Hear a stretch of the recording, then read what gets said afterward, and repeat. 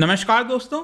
India, Japan, Australia तीनों देश एक साथ आ चुके हैं ताकि काउंटर किया जा सके चाइना को सप्लाई चेन के मामले में। यहां पर आप देख सकते हो, India, Japan, Australia launch supply chain resilience initiative may be expanded based on consensus. तो यहां पर किसकी हम बात कर रहे हैं? हम बात कर रहे हैं सप्लाई चेन रिजिलियंस इनिशिएटिव की, जो कि लॉन्च किया गया है भारत, जापान और ऑस्ट्रेलिया के द्वारा। तो यहां पर बहुत सारे क्वेश्चन आएंगे कि सप्लाई चेन क्या होता है, यहां पर स्पेसिफिकली हम चाइना को क्यों टारगेट कर रहे हैं, ऐसा क्या हुआ है। तो सारे चीजों के डाउट्स आपके इस वीडियो में क्लियर हो जाएंगे। चलिए आगे बढ़ते हैं। मैं हूं अंकित अग्रवाल और अपडेट के लिए आप मुझे फॉलो कर सकते हैं इंस्टाग्राम, फेसबुक और ट्विटर पर। मेरे लेक्चर की हर पीडीएफ आपको फेसबुक पर तो मिलेगी ही, प्लस साथ में आप मेरा टेलीग्राम चैनल ज्वाइन कर सकते हैं by searching Ankit Agarwal official. और जैसा कि आपको पता है, यूपीएससी के एग्जाम्स आ रहे हैं। अगर आप अपनी प्रिपरेशन करो इस साल, अगले साल जब भी, तो आप हमारे कोर्स को ज्वाइन कर सकते हैं, जहां पर आपको कॉम्प्रिहेंसिव वे में स्टैटिक, करंट, हर एक चीज एक जगह उपलब्ध करा दिया जाता है। तो देखिए, ये पूरा टॉपिक समझने के लिए आपको सबसे पहले तो सप्लाई चेन क्या होता है, सप्लाई चेन रिजिलियंस क्या होता है, ये हर एक चीज पता होना चाहिए, तभी आप इस चीज को समझ पाओगे।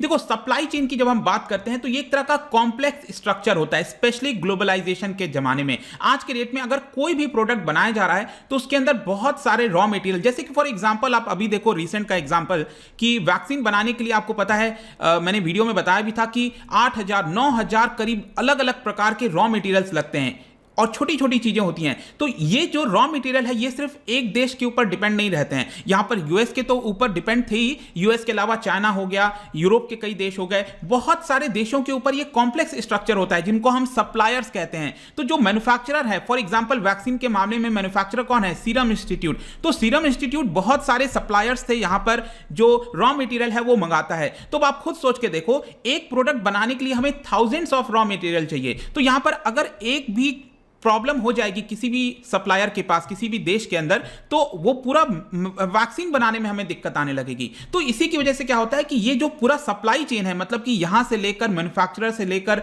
डिस्ट्रीब्यूशन और फिर कंज्यूमर तक पहुंचने के लिए, ये जो पूरा एक स्ट्रक्चर है, ये बहुत ज्यादा कॉम्प्लेक्स है आज के ग्लोबलाइजेशन के जमाने में। तो इसी को कहा जाता है सप्लाई चेन। तो अब प्रॉब्लम क्या है यहां पर? क्योंकि ये इतना ज्यादा कॉम्प्लेक्स है, इसकी वजह से जो वल्नरेबिलिटी है वो और ज्यादा बढ़ जाती है। वल्नरेबिलिटी का मतलब क्या है? ये आप याद कीजिए, अभी क्या हुआ था यहां पर सुएज कैनाल के अंदर, ये जो शिप है वो आपका अटक गया था। तो ये क्या हुआ? ये एक तरह का वल्नरेबिलिटी हो गया। कहने का मतलब है कि क्योंकि यहां पर पूरा रास्ता ब्लॉक हो गया, तो जो रॉ मटेरियल, जो फिनिश्ड गुड्स पहुंचने चाहिए थे एक जगह से दूसरी जगह, वो नहीं हो पाया। और इसका ऑल्टरनेटिव वे आप सोच के देखो कितना ज्यादा दूर का था, मतलब अफ्रीका से लेकर पूरा गुजरना पड़ता, उसमें और 10-15 दिन खर्च होते। तो इतना ज्यादा ये आपका जो सप्लाई चेन है वो डिसरप्ट हो गया था, और इसीलिए आपने देखा होगा पूरे विश्व के अंदर इसकी इतनी ज्यादा चर्चा हो रही थी। तो बेसिकली क्या होता है कि यहां पर जो देश हैं वो अब ये कोशिश कर रहे हैं कि ये जो सप्लाई चेन है, ये इतना ज्यादा जो कॉम्प्लेक्स है, अगर इसमें कोई भी प्रॉब्लम आती है, कोई आपदा आती है, कोई डिजास्टर आ गया, कुछ भी प्रॉब्लम आई,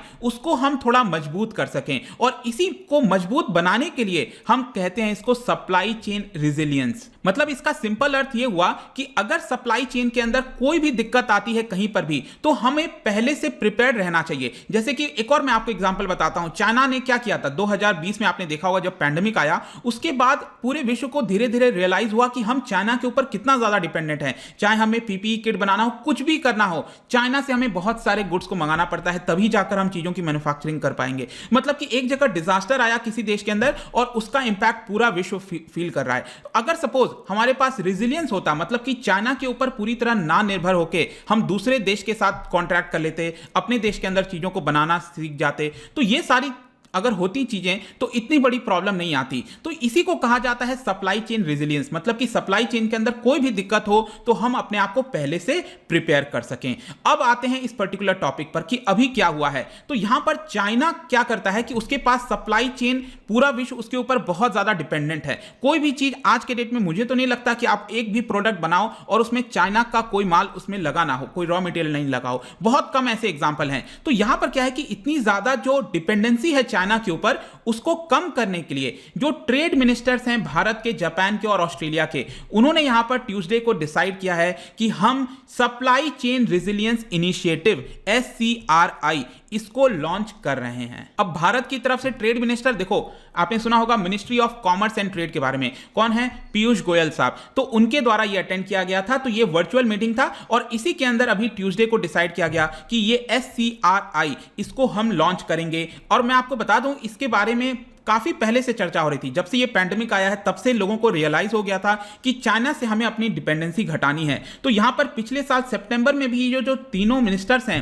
वो आपस में मिले थे और उन्होंने कहा था कि हम ऐसा कुछ लेकर आएंगे, और फाइनली जाकर कल यहां पर डिसाइड किया गया है कि ऐसा इनिशिएटिव लॉन्च कर रहे हैं। और तीनों मिनिस्टर्स ने यहां पर जब इस चीज को लॉन्च किया तो उन्होंने बताया और उन्होंने कहा कि कितना ज्यादा इंपॉर्टेंस है यहां पर जो रिस्क मैनेजमेंट है, जो प्लान्स हो गए, सप्लाई चेन में कोई दिक्कत ना आ जाए, इसके लिए हमें पहले से प्रिपेयर होना चाहिए। तो बेसिकली यहां पर क्या किया जा रहा है कि जो पॉलिसी मेजर्स लिए जाएंगे उसमें 3 चीजों के ऊपर मोस्ट प्रोबेबली फोकस किया जाएगा। एक तो है आपका डिजिटल टेक्नोलॉजी का किस तरह से हम इस्तेमाल कर सकते हैं, क्योंकि आज के डेट में हर एक चीज का सोल्यूशन आप देखोगे ज्यादातर डिजिटल टेक्नोलॉजी से देखने को मिलेगा। तो इसका यूटिलाइजेशन ये तीनों देश मिलकर कैसे कर सकते हैं, वो बेस्ट प्रैक्टिसेस कौन से हैं, उसको लाने की कोशिश की जाएगी। इसके अलावा ट्रेड और इन्वेस्टमेंट डाइवर्सिफिकेशन, मतलब कि तीनों देश का जो ट्रेड है अलग अलग देशों के साथ, तो वो उसको और ज्यादा डाइवर्स किया जाए। हम तीनों देश सिर्फ चाइना के ऊपर डिपेंडेंट ना होके उसको यूरोप के कुछ देश, अफ्रीका के देश, इस तरह से अपने आप को डाइवर्सिफाई रखेंगे तो किसी भी विश्व के कोने में अगर दिक्कत आएगी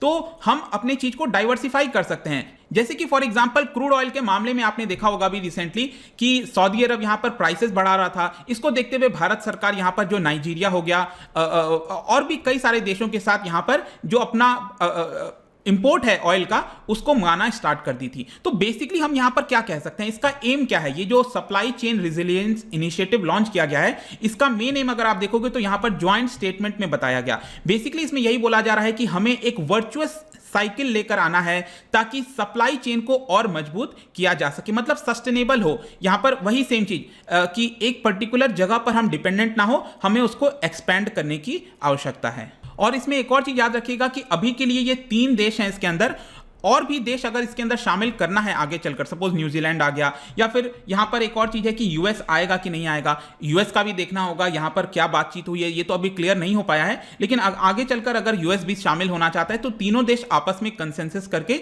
और भी पार्टीज को इसके अंदर शामिल कर सकते हैं। तो अब क्या होने वाला है, चलो ये लॉन्च हो गया, अब यहां पर क्या होगा, तो इनिशियली स्टार्टिंग फेज में बताया जा रहा है कि तीनों देश जो बेस्ट चीजें हैं उसको अब एक दूसरे के साथ शेयर करेंगे। मतलब ऑस्ट्रेलिया सप्लाई चेन को मजबूत करने के लिए क्या करता है, जापान क्या करता है, भारत क्या करता है, तो तीनों आपस में कंसल्ट करेंगे तो एक और अच्छी चीज निकल कर आएगी। इसके अलावा तीनों देश ने कहा है कि यहां पर हम इन्वेस्टमेंट प्रमोशन इवेंट्स रखेंगे। अब देखो सप्लाई चेन कैसे इंप्रूव होगा, ये तो ऑब्वियस सी बात है, सिर्फ सरकार का रोल थोड़ी है। जैसे भारत के अंदर बिजनेसेस हैं, ऑस्ट्रेलिया जापान के अंदर जो प्राइवेट बिजनेसेस हैं, जब उन सभी लोगों को एक साथ हम जोड़ेंगे, उनके साथ कोई इवेंट करेंगे, बायर सेलर को मैच कराएंगे। सपोज मैं कहता हूं कि भारत कई सारे प्रोडक्ट चाइना से मंगाता है, तो अगर उन प्रोडक्ट्स को अगर हम मेंशन करें ऑस्ट्रेलिया के साथ, जापान के साथ, तो हो सकता है कि वो लोग हमें प्रोवाइड करना स्टार्ट कर दें। तो बायर और सेलर की मैचिंग जो है वो अब कराई जाएगी ताकि यहां पर जो डाइवर्सिफिकेशन है वो लाया जा सके। ठीक है, आई होप कि अब आपको चीजें यहां पर लगभग क्लियर हो गई होंगी। और इसमें यह बोला गया है कि तीनों मिनिस्टर साल में एक बार मिलेंगे और इसको और बेहतर तरीके से इंप्लीमेंट करने की कोशिश करेंगे। और तीनों मिनिस्टर से मैं बता दूं कि इन्होंने यहां पर एक्नॉलेज किया कि कोविड-19 पैंडेमिक की वजह से जो प्रॉब्लम्स देखने को मिली हैं ये बहुत ही ज्यादा अनप्रेसिडेंटेड है और सप्लाई चेन वल्नरेबिलिटीज बहुत ज्यादा बढ़ गई हैं। इसी की वजह से यहां पर स्पेसिफिकली मैं बोल रहा हूं कि चाइना को टारगेट किया जा रहा है। अब मैं थोड़ा सा चाइना के ऊपर भी आपको बताता हूं। तो याद होगा आपको कोविड-19 जो पैंडेमिक आया था तो उस समय चाइना के अंदर अचानक से बहुत सारे बिजनेसेस क्लोज हो गए थे, बंद हो गए थे, मैन्युफैक्चरिंग नहीं हो पा रही थी। उसकी वजह से आपने देखा होगा बाद में भारत के अंदर शॉर्टेजेस होने लगी। कई सारे बिजनेसेस का कहना था कि शिप्स नहीं आ रहे हैं चाइना से क्योंकि वहां पर शॉर्टेज हो गई है, वहां पर प्रोडक्शन नहीं हो रहा है रॉ मटेरियल का। अब जो raw material suppose automobile industry हो गई, उसमें बहुत सारे पार्ट लगते हैं, तो जब तक चाइना से वो रॉ मटेरियल नहीं आएगा, वो पार्ट नहीं आएंगे, तब तक पूरी कार नहीं बन पाएगी। तो इसकी वजह से यहां पर क्या था कि पूरा जो विश्व है उसको ये रियलाइज हुआ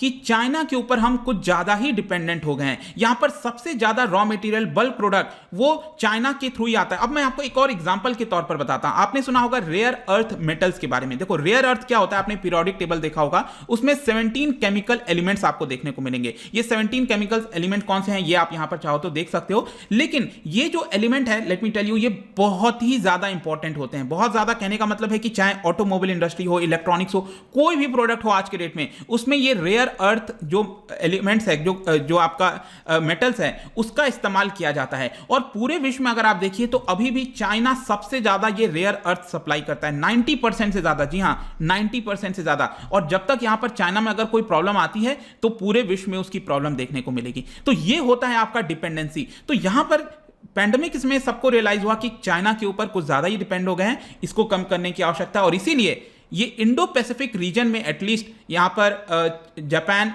ऑस्ट्रेलिया और भारत, ये तीनों एक साथ आए हैं। लेट्स सी कि किस तरह से चीजें जाती हैं। क्या तीनों देश चाइना को काउंटर करने में सफल होंगे, नहीं होंगे, ये तो काफी लंबे समय बाद पता चलेगा। लेकिन तीनों देश का अगर आप क्यूमुलेटिव जीडीपी यहां पर देखो तो $9.3 ट्रिलियन है। इसके अलावा गुड्स एंड सर्विसेज का जो ट्रेड है वो $2.7 ट्रिलियन गुड्स में, $0.9 ट्रिलियन सर्विसेज के अंदर। लेट्स सी कि किस तरह से चीजें इंप्रूव होंगी। बट आई होप कि ये जो टॉपिक था सप्लाई चेन रिजिलियंस इनिशिएटिव, आपके एग्जाम में डेफिनेटली पूछा जा सकता है, तो इसको ध्यान रखिएगा। जाने से पहले एक इंटरेस्टिंग क्वेश्चन आपके लिए लेकर आया हूं, जो कंट्रीज हैं वो आपस में क्यों ट्रेड करते हैं, इंटरनेशनल ट्रेड क्यों होता है। बहुत ही सिंपल क्वेश्चन है। यहां पर 4 ऑप्शन है, बताइए कौन सा इसका राइट आंसर होगा। इसका जो सही उत्तर है आपको पता ही है, मेरे इंस्टाग्राम पर तो मिलेगा ही। अगर आप वहां पर नहीं हो कोई बात नहीं, टेलीग्राम से भी आप इसका राइट आंसर ले सकते हैं। मैं कई सारे एमसीक्यूज यहां पर डालता रहता हूं स्टोरीज के फॉर्म में, आप जाकर प्ले कर सकते हो। अगर आप मुझसे इकोनॉमी पढ़ना चाहते हैं, कोई भी कोर्स परचेज करना चाहते हैं, स्टडी IQ ऐप पर जा सकते हैं। आई होप कि वीडियो आपको पसंद आया होगा। मिलता हूं आपसे next time. Till then, thank you very much, see you soon.